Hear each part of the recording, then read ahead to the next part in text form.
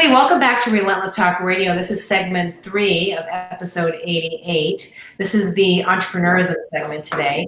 And so we are talking with Ron Bonsetter. Ron, I'm super excited to have this conversation. It's been kind of like in the making for a little bit of time because I interviewed your wife a bit back ago, Nicolette Bonsetter, right? And she's an artist. She's amazing. And you were kind of dipped into our pre-conversation, and we made an agreement to have you come on the radio then. It was months ago, so I'm super excited about this conversation. So tell everybody who you are and what it is that you do.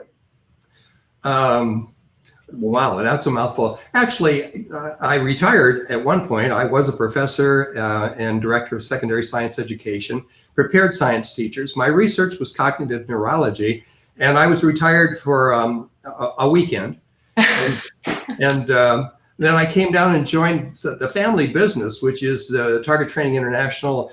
And that really is all about selection and helping people either professional development through assessments or hiring the right people. And so the core of our business is really helping people be all they can be, which really correlates a great deal to the previous conversation and all of you're trying to work with as well.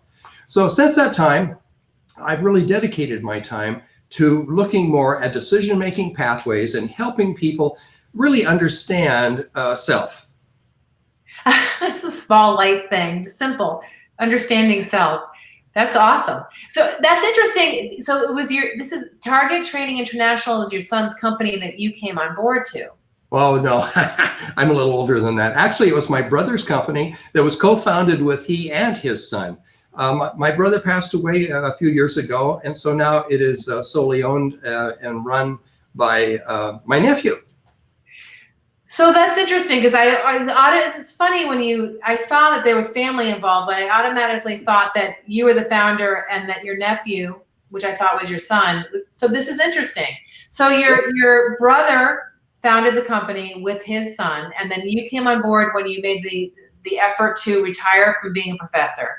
Yeah. And now this is like a second career for you, utilizing your amazing education in the training area. Yeah, and I actually am now in business versus education, and those are two different cultures. So yeah, there's a lot of things that are different, that are interesting conversations. So that makes me understand what's happening here even more so from our pre-conversation, because we were talking about some of the things that you've learned while you've been business. Before we get there, why did you end up being a cognitive brain professor? Is that, say it again?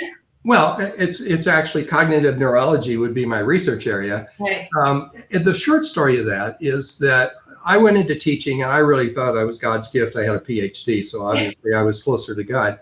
And frankly, I failed as a teacher. My first experiences at the university working with undergrads and then grads, we weren't communicating on the same wavelength. And of course, as good families do, I had a conversation with my older brother, and my older brother says, you really ought to use these assessments that he had. So I decided to use the assessments to have my students better understand self. And what I figured out in the process was that I was the problem, not them. So,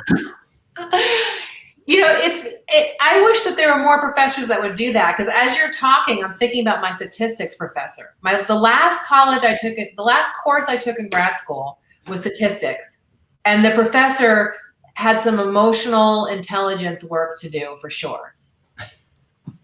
Nicely said. He just, I remember him being proud that the average score in the first quarter of the class was 40%. And I went to him afterwards because they were all younger students, and I, of course, was older by like 20 years. And I went to him afterwards. I go, you do realize that you're having a 40% score is not an indication of the student's intelligence, an indication of yours. And he just looked at me, and I said, so I'm here as it's my last class in grad school, and I'm not leaving here with a 40%. So you and I are going to work together and make sure that I get a B+. So I'll be at your door at what time next week? And he was like, oh. So it was an interesting learning curve for him. And I think that if more professors were to take this course, your assessments, they might have had a similar understanding of their shortcomings. So good for you. I'm proud of you. Well, I think humility actually is one of the best teachers any of us can have.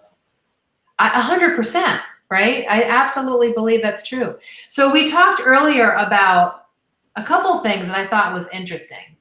And before we get into the next question, which is, what have you learned, the biggest lesson you've learned about being in business? I wanted to talk with you about the idea of being addicted to being right.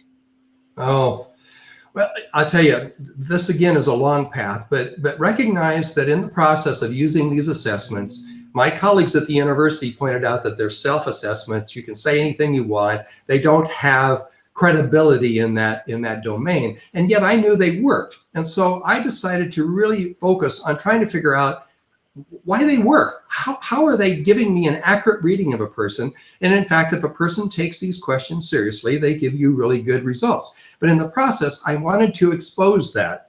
And so I wandered over to the med center. I found a doctor who was willing to work with me. I went over on Tuesdays and did grand rounds in epilepsy and in the epilepsy center. And I started to learn more about how to read EEG and brain waves.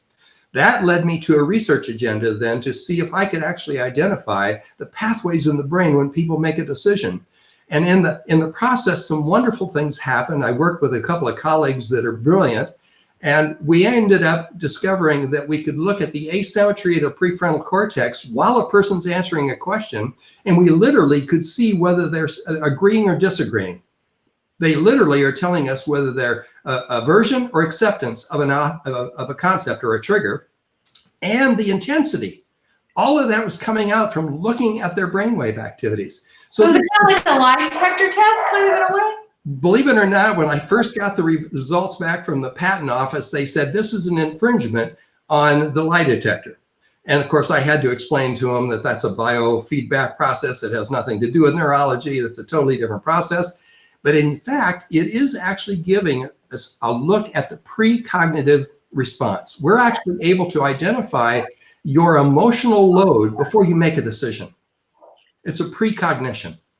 And that all starts telling us all kinds of things. And it opens up this can of worms, Michelle, about the fact that we really are somewhat puppets to our own emotions, because every concept and every decision we make has an emotional component. And we're really, many of us, not aware of the impact that that has on the final decision.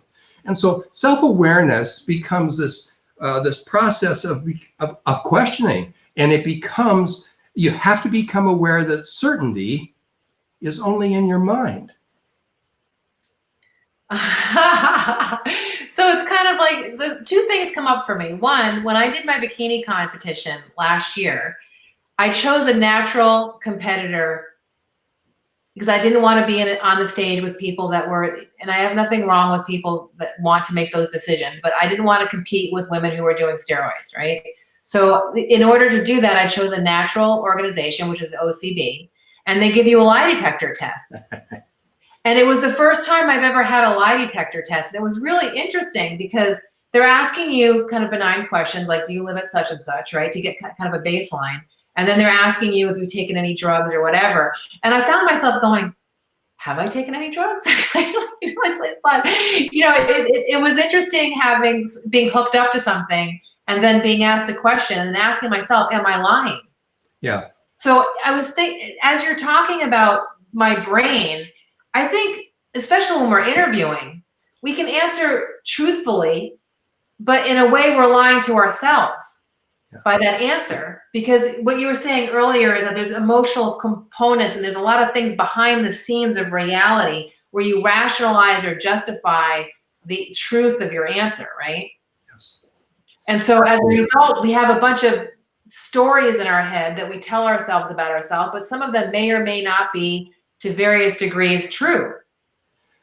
Well, lots of things come to mind in that comment. Sometimes in the literature that I've recently written, we refer to the kinds of answers you just gave to socially acceptable responses. In other words, I can show you the brain image that you totally disagree with it, but you come out with an answer that is socially acceptable. So you do process these emotions. It's not like it's a knee-jerk reaction. You actually have the ability to think about how you really feel and the scenario you're in. So actually the pathway for decision-making is different if you're doing it independently versus in a social setting. So there are two different pathways for most people. Now, we all know people that have no social awareness. And their mouth is I love those people, even when they're completely inappropriate. I have a friend in Vermont who is extraordinarily bright. He's an attorney, and he has just kind of one of those personalities that, you know, he's, I just actually spoke at a meeting this morning, and he happened to be in the meeting, and one of the women noticed that when I came to visit Vermont, that I hugged this person from behind, and she says, nobody hugs him from behind. And it was because I understood his weird, quirky social nature. And he understood that I understood his weird, quirky social nature. So I was allowed into that personal space because I got his weird quirkiness. And I think that I just love those people who are totally quirky and inappropriate and but they just say what's on their mind. It's so refreshing. It's not packaged. It's not candy coated. It's just, it comes out with the truth, and everybody goes, oh my God, you shouldn't have said that. But it's like, oh my God, it's so refreshing because everybody's thinking what he just said. I just love those people. Not everyone would agree with you, but I do understand that. So you have 2 patents, right? You have 2 patents, which is amazing, because I was talking to my friend Lynn Moran this morning about some work that she's doing in the patent area, and I've done some work myself in that area. To get 2 patents is a big deal. I mean, it's not easy to get a patent.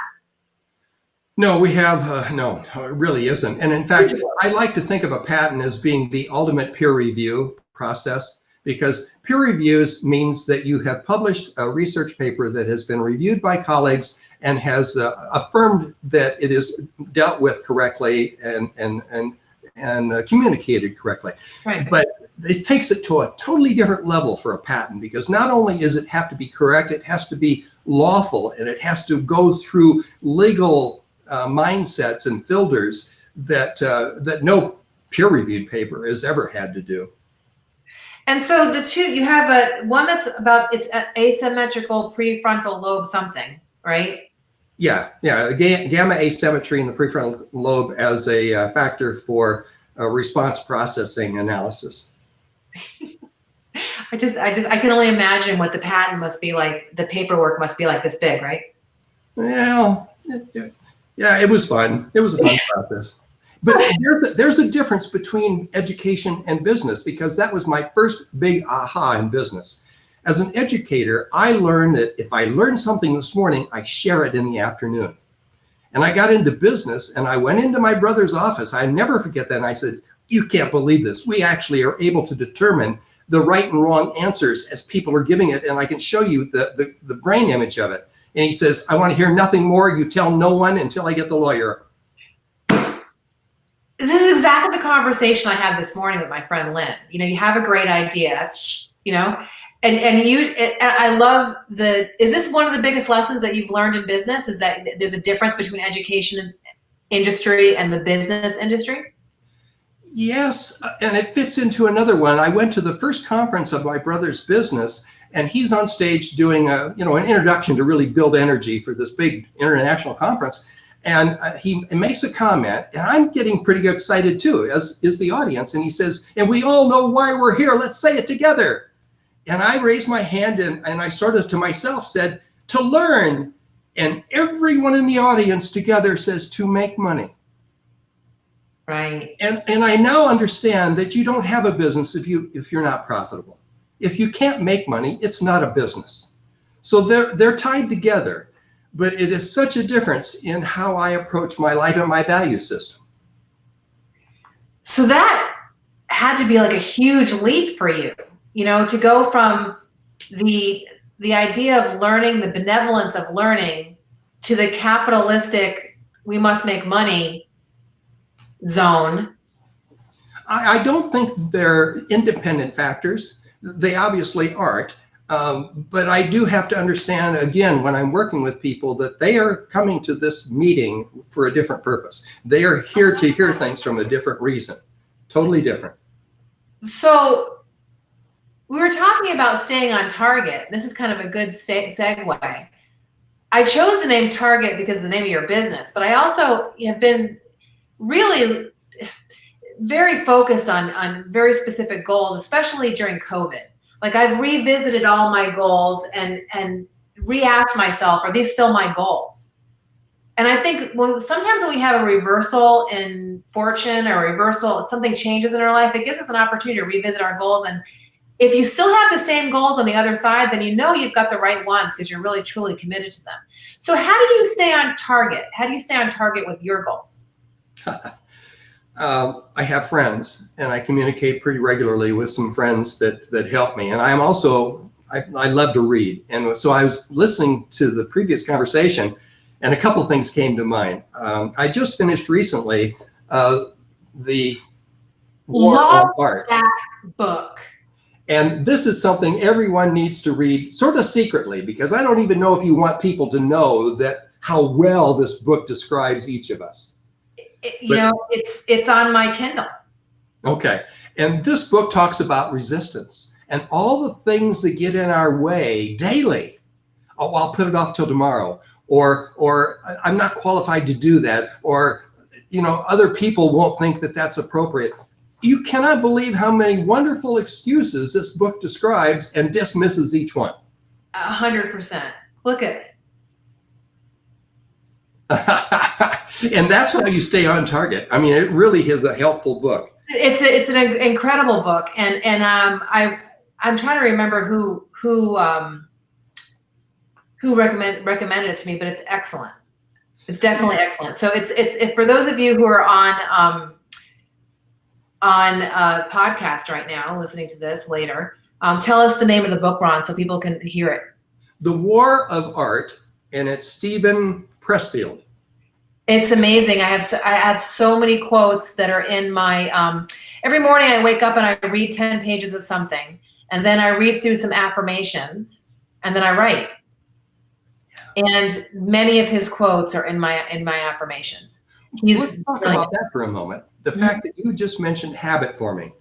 And I do play Native American flute. And what's interesting is that this transition between these two worlds, a number of years ago now, I was asked to do the keynote for the International World Council for Science Education in Bangkok.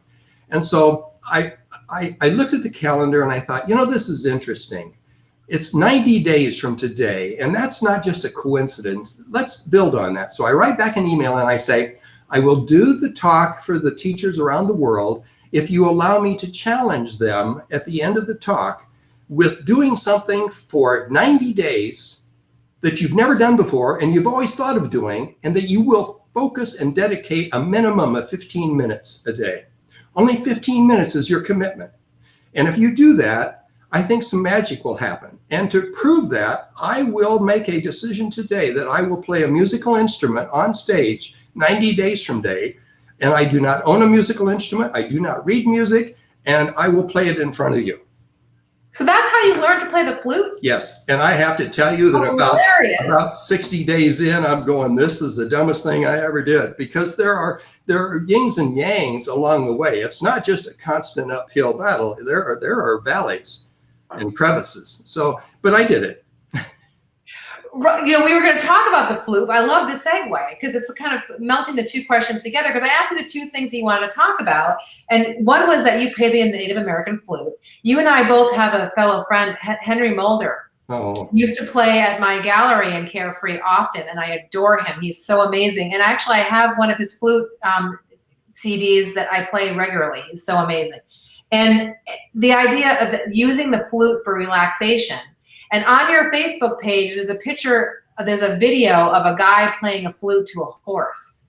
Yeah. And the horse is just, how cool is that? I'm like, wow, that's way cool. And we have many friends in common. Chevy Chevron was also an artist that showed in my gallery. But one of the things that I noticed is that you're close to getting your therapeutic music certification. I don't know about close, but I'm sure working on it. And that's been a wonderful personal growth experience, because all I'm going to do, is play in hospice and in hospitals, and I already play a flute. So what's the big deal? You just, go do it. No. There are so much to know about how music impacts a human being, and all the things and the nuances that you just can't do serendipitously. You really need to understand what you're doing in that world. It's interesting. I'm wearing my friend Mickey Seven, who has a band called the Smoking Crows. I just went to see them in Palm Springs, and Mickey and I have become friends on Facebook, and we were talking about music as healing. And he had an event in his life where he needed to recover from something tragic. And what got him through was music. He is a bass player. And I think that music is very important. It's extremely important. And I love that you use, in our pre-conversation, we were talking about fear. Huh. And we were talking about that fear is a direct path to behavior. Yeah, we need to realize just the value of some of these things that we encounter in life. And I'm not dismissing, fear is important because it's part of our survival. If we didn't know that a saber-toothed tiger was, a bad thing, we probably wouldn't be here. Right. So fear is important, but in the brain, neurologically, fear, the emotion of fear, has a very different root to our behavior and our actions than other emotions of love or gratitude or empathy.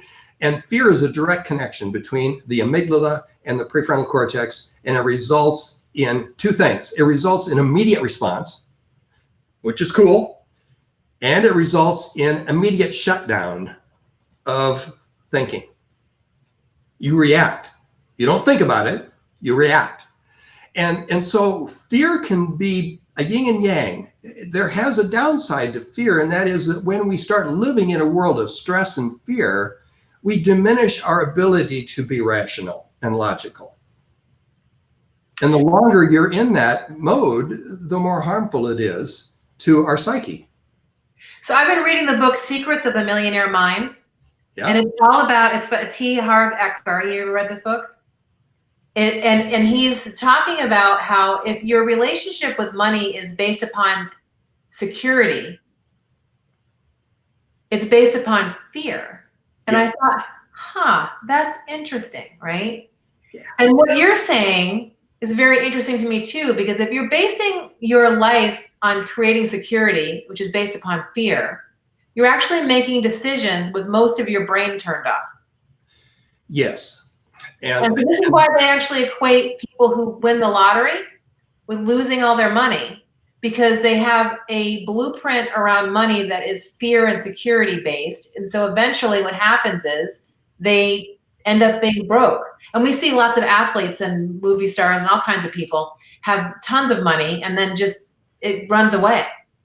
And that's also tied, though, to this hidden voice that we talked about at the beginning of this conversation, that these implicit memories about self are not things that you can conjure up and even recognize.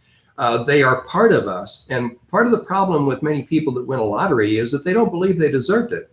And they don't believe in themselves. And this starts to crop up into an emotional expression that is counterproductive to their well-being. But it's all part of them that they have not exposed, they have not dealt with, and it comes out anyway. And we talked about the addiction to being right, and in relation to, we were talking about my choice to become sober 20 years ago. Yeah. And the idea that to change this blueprint inside of you about whatever it's a belief about money or fear or whatever deep-rooted truth is that you gloss over when you answer a question on an employment application, or you answer a question at a cocktail party, you're at a date or whatever, you make an answer that's true, but the deep blueprint underneath it is fear-based or whatever it is. That in order to actually make the change necessary, you have to hit a bottom with it. And the likelihood of most people hitting a bottom with any kind of behavior is highly unlikely unless they have a major consequence. So for me, as a person in recovery, I had to hit a bottom in order to make certain changes in my life, right? And yeah. I think I've hit a bottom in another area of my life that I'm really taking a very serious look at myself personally right now, and can feel that I'm changing my blueprint in that area. And you and I both agree that if more people could have this type of experience, that our world would be a very different place, right? I truly believe that. And I think step one, and maybe just the academic in me, but the step one for me is to understand and be humbled by the complexity of decision making and the complexity of how we really operate our lives. And to be humbled by the fact that at some level, every one of us are puppets.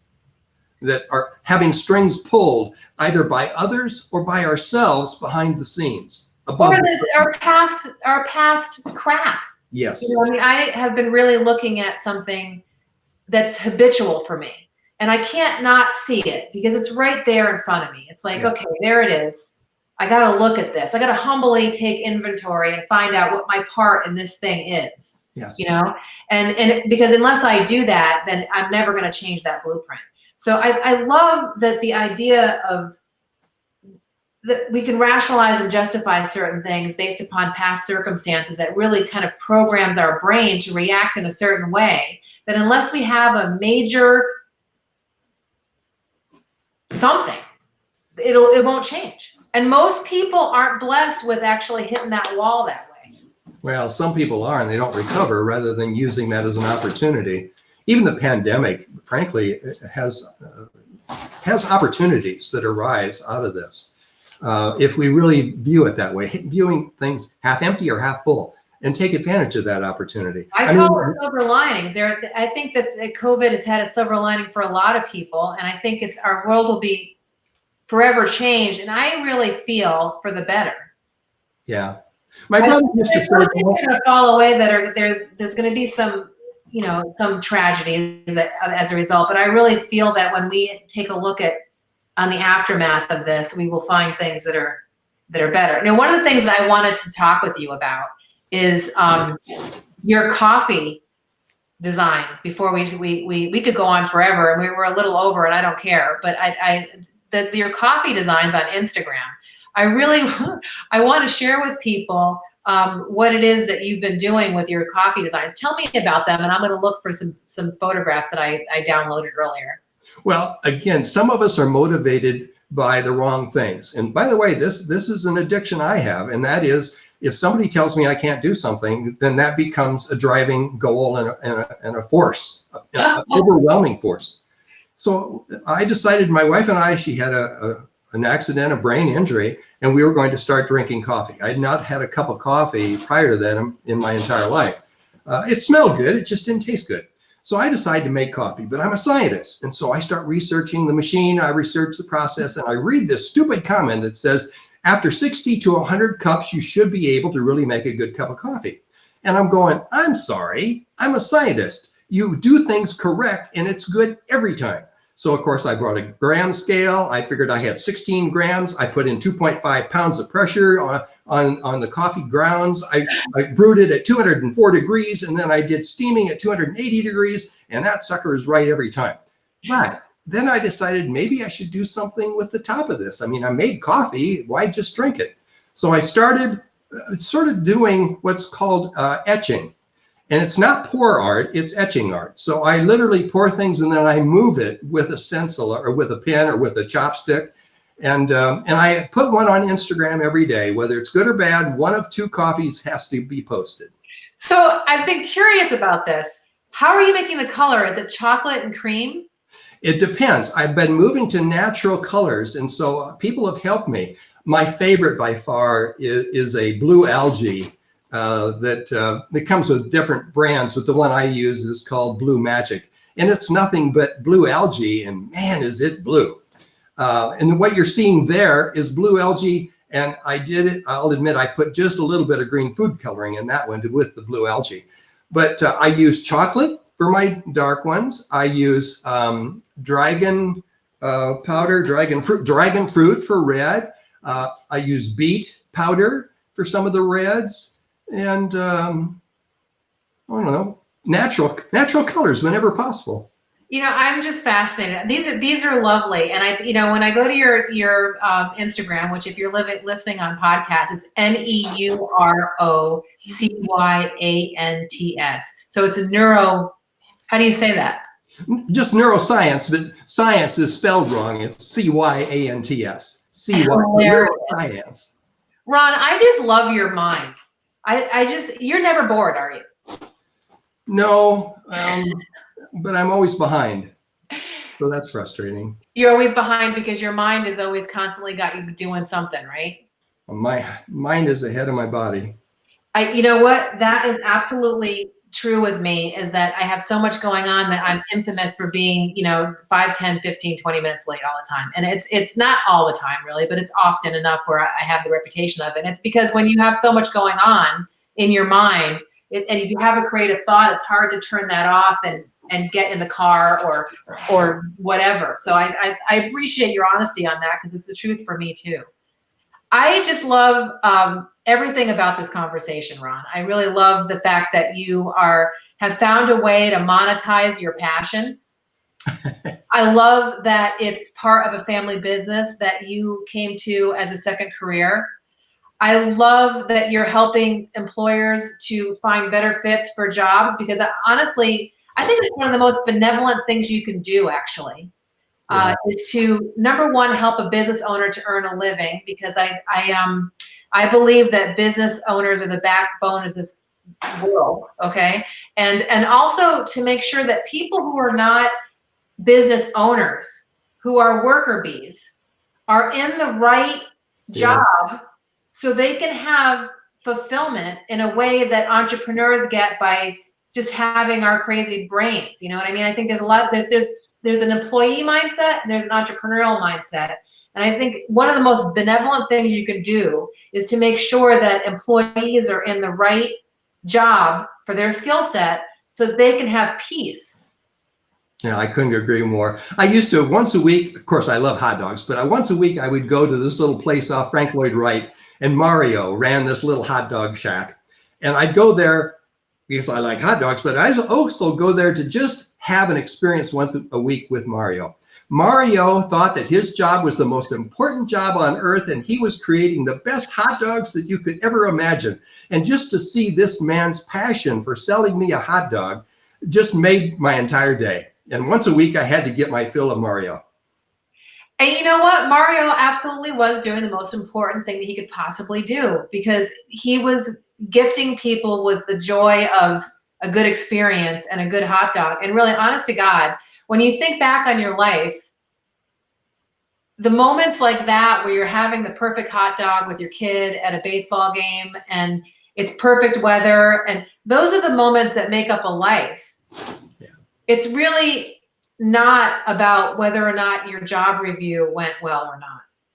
Yeah, and of course, 40 years in education sort of taught me that big time, and it's fun to interact with students. You started this with talking about how Nicolette was the artist, and actually, my coffee designs last year at Hidden in the Hills were for sale during the Hidden in the Hills studio performance, and then next year we're going to have the studio open again. I play flute and I sell some coffee designs, and Nicolette has all her art. And we have 5 other artists that are fantastic. I think Hidden in the Hills is just a wonderful experience up here. It's not happening this year, right? I think they are having it, but Nicolette does every other year, so we're not participating this year. All right, so I'm showing up next year, and I'm bringing the dip. Yeah, and of course, you mentioned Henry, and Henry needs to realize and be humbled that I actually took all of his music right in my kitchen and made his first CD for him. Of course, he's gone well beyond me now, but his first CD I burned for him. I love the Cave Creek artist community. I am a member of Hidden in the Hills, and let me start over again. I was a member of Sonora Arts League, and I have done Hidden in the Hills when I had my studio in Cave Creek, and my gallery was in the area of Cave Creek. And Cave Creek arts community is just amazing. There's so many amazing artists that are there. It's a great organization. Hidden in the Hills is it was the first art hop kind of, what's the word I'm looking for? Artist studio tour in the country. Did you know that? Yeah.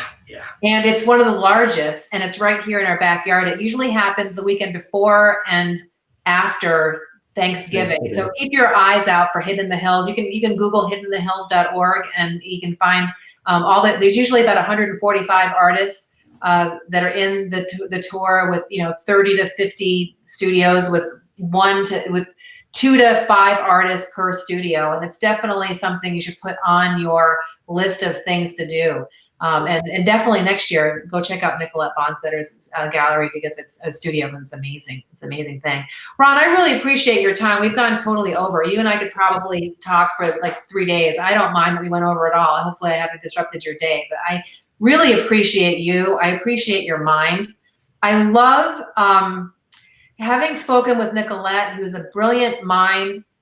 She's a woman's advocate. She's a lovely lady. I just love that the two of you have been married for 46 years. Congratulations. Dating. Dating and in love and together for all that time. It's so amazing. And I can see why. You're both extremely bright and extremely driven and creative and thoughtful. I really appreciate meeting both of you independently. I'm looking forward to seeing you both together at some point for lunch or something. And definitely I'll come see your studio at Hidden in the Hills.